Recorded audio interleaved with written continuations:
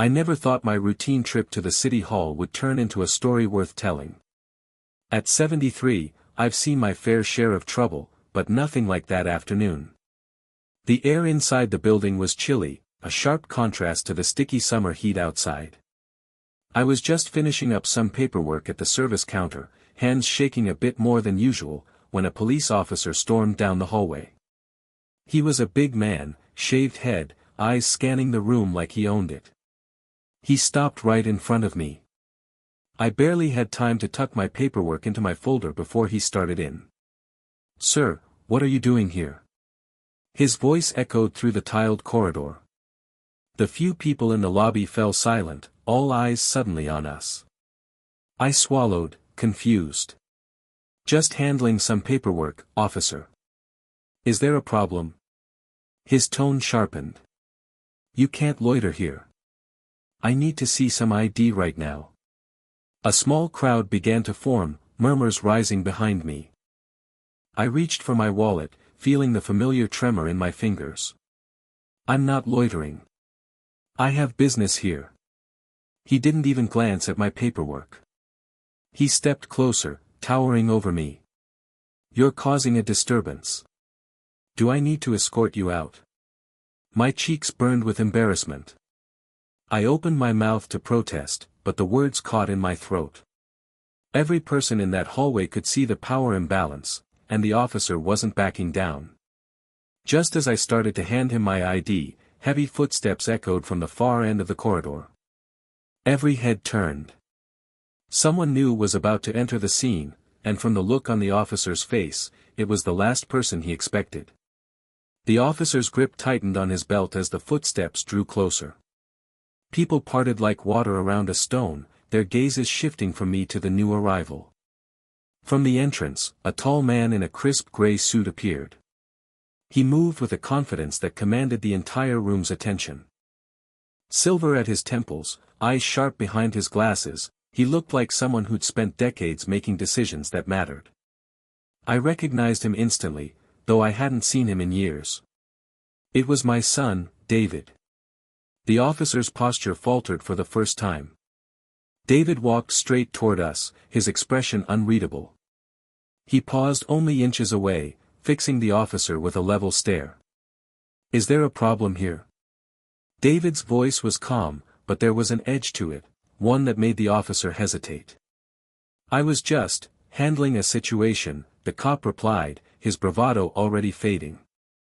David looked at me, concern flickering across his face. He turned back to the officer. "This is my father. He has every right to be here." The officer opened his mouth to protest, but David cut him off, his tone low and unmistakably firm. "If you have an issue, I suggest you clarify it with the city administrator. Right now." A hush settled over the crowd. For the first time, the officer seemed to realize he was no longer in control of the situation. And I stood a little taller, watching my son quietly turn the tables. For a few seconds, nobody moved. The officer's jaw tightened, eyes darting from my son to the silent onlookers. It was as if he was searching for someone, anyone, to back him up. But the crowd offered only awkward silence. David didn't break his gaze. "If there's no legitimate reason for stopping my father, I suggest you apologize and let him finish his business." The officer shifted uncomfortably. His tough exterior was starting to crack. I thought he was causing a disruption," he stammered, glancing at the paperwork still in my hands. David shook his head. "You assumed wrong. He's lived in this city longer than you've worn that badge. And as far as I know, handling paperwork isn't against any policy here." A ripple of agreement moved through the crowd. Someone muttered, "He didn't do anything wrong." Another nodded. The officer's face flushed. For a moment, I thought he might double down. But then, under the weight of so many eyes, and my son's unwavering presence, his shoulders slumped. He cleared his throat, avoiding my gaze. "Sorry, sir. You're free to go about your business."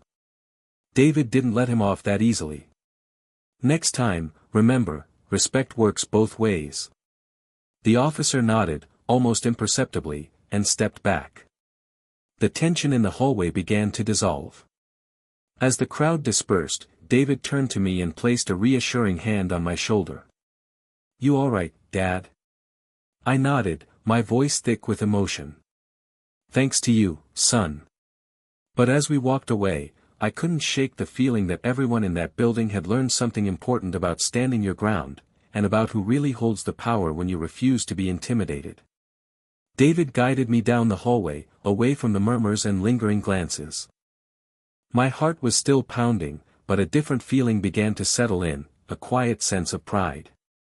We paused at a bench near the elevators. David sat beside me, loosening his tie just enough to remind me he was still my kid, no matter how impressive he looked in a suit. "I shouldn't have had to step in," he said softly. "But I'm glad I was here." I managed a shaky laugh. "You always did have good timing. You handled that better than I would have." I was ready to just leave. He shook his head. "Dad, you didn't do anything wrong. People need to see that you can't just be pushed around. Not by anyone." For a moment, we sat in silence, the echoes of the confrontation fading behind us. Then the city administrator, a woman I'd met before, hurried over, clearly having heard what happened. She offered a sincere apology, promising to address the officer's behavior and make sure it wouldn't happen again. David accepted her words with a polite nod, but I could see he was still watching her closely, making sure she meant it. After she left, David turned to me. "You know, there's a lot of people who'd let something like this slide. But it matters that you stood your ground. Even if you didn't raise your voice, you didn't back down." I smiled, suddenly feeling the weight of the moment. I realized this wasn't just about me, it was about every person who'd ever felt small or powerless in a place they had every right to be. As we headed for the exit, the last bit of sunlight spilled through the glass doors, warm and steady. I felt lighter than I had in years. We stepped outside into the golden light of late afternoon. The city buzzed around us, but for the first time that day, I felt steady on my feet. David walked beside me, hands in his pockets, his presence grounding. He glanced over. "You want to grab some lunch?" "My treat." I smiled, the tension finally starting to melt away.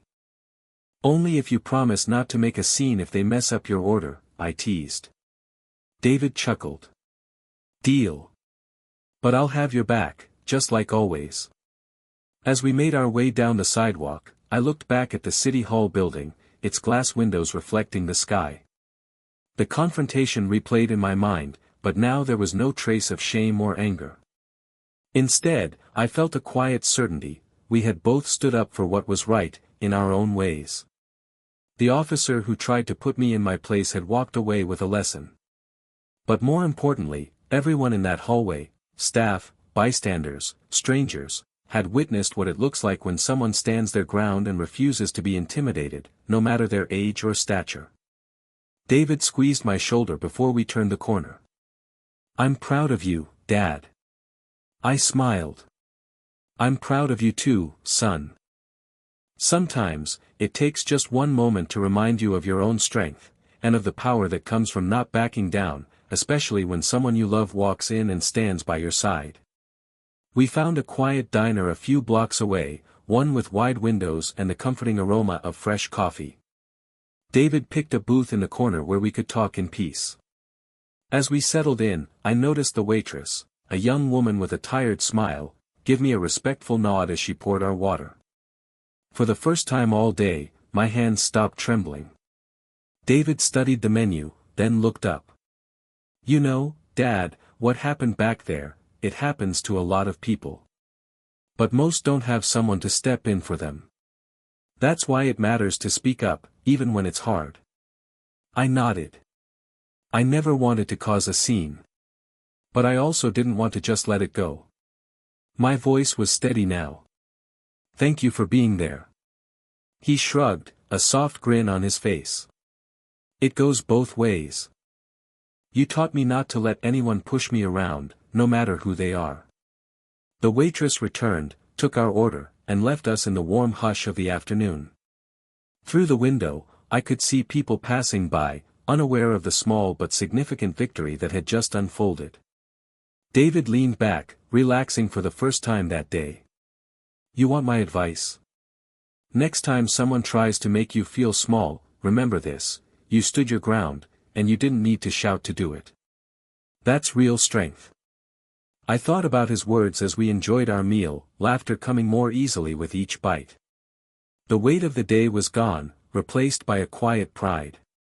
As we left the diner, I realized something important. Sometimes, the world tries to remind you of your limits. But all it takes is one moment, and the right person by your side, to show that you're not defined by someone else's idea of who you should be. And sometimes, the strongest thing you can do is simply refuse to back down. Later that evening, after David dropped me off at home, I sat in my favorite chair by the window, watching the world grow quiet. The day's events replayed in my mind, not with anxiety this time, but with a steady sense of resolve. Word of the incident must have traveled fast. A neighbor stopped by with a pie, asking if I was all right. I assured her I was fine, and for the first time in a long while, I meant it. There was something empowering about standing up for myself, even when my voice shook. There was even more strength in knowing my son was willing to walk into the storm with me. Before bed, I found a message from the city administrator in my inbox, apologizing again and promising a review of the officer's conduct. She thanked me for my patience and assured me changes were coming. It was more than I expected, and proof that sometimes, speaking up doesn't just help you, it helps others too. I called David to thank him again. He answered on the first ring, his voice warm and reassuring. "You did good, Dad. I'll always have your back." As I hung up, I realized that what happened in that hallway wasn't just about a single confrontation. It was about the ripple effect, how one act of courage can shift the way others think, how standing up for yourself can inspire change, and how support from those you love can turn even the hardest moment into something meaningful. The city felt a little less cold that night. And as I drifted off to sleep, I carried with me a newfound confidence, one I knew would stay with me the next time I faced a challenge, no matter who was watching. The following week brought subtle but unmistakable changes. When I visited City Hall to finish my paperwork, the atmosphere was different. Staff greeted me with nods of respect, and the officer from before was nowhere in sight. Word must have spread, not just about the incident, but about how it ended, with dignity, accountability, and a reminder that everyone deserves respect, no matter their age or appearance. As I waited in line, a younger man approached me quietly. "I saw what happened last time," he said, voice low but sincere. "It meant a lot to see someone stand up for themselves, and to see your son step in the way he did." I thanked him, surprised by the gratitude in his eyes. He wasn't the only one. A few others offered small gestures, a handshake, a pat on the shoulder, a few kind words. I realized then that my quiet act had given others permission to expect better, too. At home, I received a letter from the city administrator. It detailed the steps being taken, additional training for officers, a new protocol for handling concerns, and an open invitation for community members to share feedback. It wasn't just talk, it was a promise of progress. David stopped by that evening, bringing dinner and his easy laughter. We ate together, swapping old stories and new hopes. "You know, Dad," he said, "sometimes just showing people what's right is all it takes to get things moving." As I looked at my son, I realized that the real lesson wasn't just about holding your ground in the face of authority. It was about how each small act of courage, no matter your age, could create a wave of change that touches everyone around you. That day, I learned that even when you feel alone, you're never really standing by yourself. And sometimes, the most powerful statement you can make is simply to be seen and heard. A few days later, I received another unexpected visit, this time from the city administrator herself. She wanted to thank me in person for handling the situation with dignity and patience, and she reassured me that real changes were underway. We sat at my kitchen table, the late afternoon sun streaming in through the curtains. She explained the new steps being taken at City Hall, regular staff workshops, anonymous feedback channels, and a renewed focus on treating every visitor with respect and care. It was clear she meant it, her tone was sincere, her gratitude genuine. Before she left, she paused at the door. "You probably don't realize it, but you set an example for all of us. Sometimes it takes just one person, one moment, to remind everyone what's right." After she left, I sat in the quiet, reflecting on how such a simple act, refusing to be pushed aside, could make such a difference. The city now felt less like a place you simply passed through, and more like a community that could grow and change. That evening, David called again. "Heard you had a visitor," he said, a hint of pride in his voice. "You see. It matters." I laughed, feeling lighter. "Maybe so. I just did what felt right." He replied, "That's all anyone can ask. And it's more than most are willing to do." We talked a while longer about ordinary things, but everything felt different now. There was a sense of possibility, like the world was just a little bit fairer, and I had played a small part in making it that way. As the night settled in, I realized that courage comes in many forms. Sometimes it's a confrontation in a hallway. Sometimes it's a quiet conversation at home. But most of all, it's the decision to stand up and be counted, even when it would be easier to walk away. As the weeks passed, life slowly returned to its usual rhythm, but I was changed. The City Hall incident became a quiet legend in the neighborhood, a story people shared over coffee or at the barbershop, about how respect is something you demand not with anger, but with quiet strength and dignity. David continued to visit often, and our bond felt stronger than ever. There were no more confrontations at City Hall, the staff now recognized me and greeted me by name. The officer who had crossed the line never appeared again. Word was, he'd been reassigned to a different district for retraining. One evening, as David and I sat on the porch watching the sun go down, he turned to me and said, "You know, Dad, what you did back there mattered more than you'll ever know. You changed things. For you, for me, for everyone who saw it." I nodded, the weight of his words settling comfortably in my chest. I had stood my ground, yes, but I had also seen the power of support, the ripple effect of one person refusing to be silenced. I had learned that even small acts of courage can echo far beyond the moment, inspiring others to stand tall, too. Now, whenever I walk through City Hall or down the main street, I hold my head a little higher. I know that dignity isn't something anyone can give or take away, it's something you claim for yourself, and sometimes, it's the quiet moments of standing up that leave the loudest mark. As the stars came out, I looked at my son and smiled. "Thank you, David. For walking in when you did. For reminding me who I am."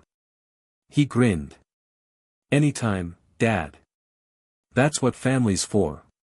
And with that, the story of that day became a part of us, a reminder that no matter your age or station, standing your ground and having someone in your corner can change not just a moment, but an entire community.